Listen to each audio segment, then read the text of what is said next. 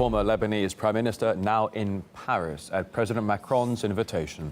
It follows his recent surprise resignation and speculation he'd been detained in Saudi Arabia. On Friday, President Macron stressed he would welcome Hariri as the Lebanese leader. I will therefore welcome him with the honors due to a Prime Minister who has indeed stepped down, but whose resignation has not been recognized in his country, since he has not yet been there. I will welcome him here as Prime Minister nonetheless. Many see Lebanon as a battlefield for the proxy war between Iran and Saudi Arabia, the two regional leaders. Saudi Arabia had long been a supporter of Hariri as a politician. However, Lebanon's president claimed Riyadh might have actually forced the prime minister to resign because it felt he hadn't done more to stand up to Hezbollah. The group is, of course, backed by Iran and an influential political force in Lebanon. Our correspondent Eisa Ali takes a look. Beirut, the Lebanese capital. Nicknamed the Riviera of the Middle East, it's an oasis of calm in an often troubled region. But that wasn't always the case. The city was the center of a bloody civil war that raged from 1975 to 1990. It was fought along sectarian lines, which are still present across the country today.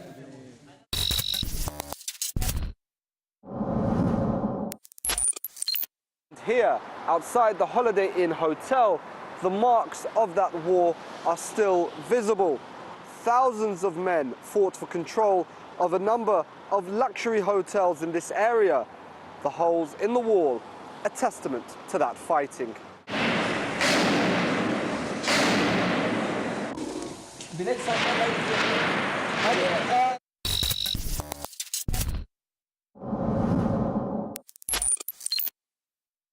While here in Shuhada Street, the Green Line marked the predominantly Muslim west of the city for the mostly Christian east.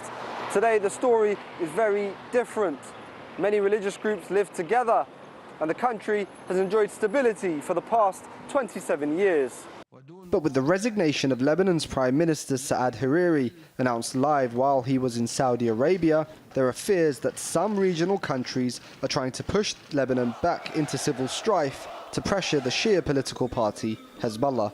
Hezbollah's actions were considered as a declaration of war against Saudi Arabia by Lebanon and by the Lebanese Party of the Devil. Saudi Arabia is trying to turn the Lebanese against one another. They want us to humiliate and fight one another. I think the Saudi decided to escalate. They want to take a very strong position against Hezbollah. And they know for a fact that this will cause instability in the country. And they wanted somebody who can probably project more forces against Hezbollah. So it was like a coup by the Saudis. But what do the Lebanese people think about the prospect of a return to the dark days of the civil war? I'm not worried about civil war because Lebanese people really love each other, and I'm seeing here I'm working with people with different religion, and we all accept each other.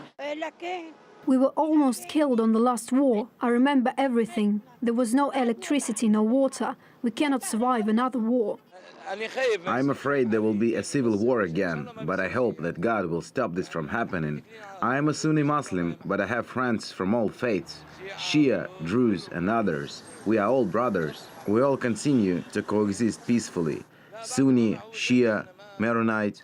For us, the most important thing that we are citizens of Lebanon. May God grant that there will be no civil war. Lebanon is one of the few countries in the Middle East which has managed to maintain a balance between its many sectarian factions. But that balance can be fragile and could be upset by certain regional powers choosing the country as a battleground for their own proxy wars.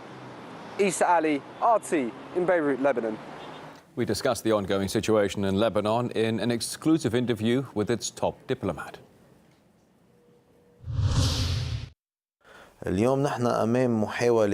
Today we're facing another attempt at creating hotbeds of chaos and instability, which in turn lead to terrorism. What is happening in Lebanon follows the same scenario, which is why it's necessary to finish this tour here in Russia. Russia has fought most of all against radicalism and terrorism. We want to discuss preventative measures with Moscow to ensure that we're not threatened Lebanon remains stable and we're able to fight terrorism. Lebanon's able to counter any threat. We're ready for such a scenario, but we strive to do everything possible to prevent this from happening and want to have good relations with Saudi Arabia. We're still acting this way, and we're not going to change this approach unless we're forced to act in self-defense. We can follow such a constructive policy, but we're not immune from hostile actions towards us. We see this in the situation with Mr. Hariri. Anyone could go to war with us, but I still doubt that this will happen because the consequences will affect those who start a war.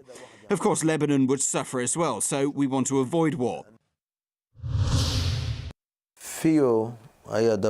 Any country can take action against Hezbollah, as the US does, although the Hezbollah leader has repeatedly said, whoever wants to oppose us, let them oppose us, but leave Lebanon alone. We do not want Lebanon to suffer because of us. We believe that any punishment directed against all the Lebanese people will have consequences for those responsible and affect the entire region as well as Europe. Whoever decides to punish Lebanon should think carefully before making such a decision.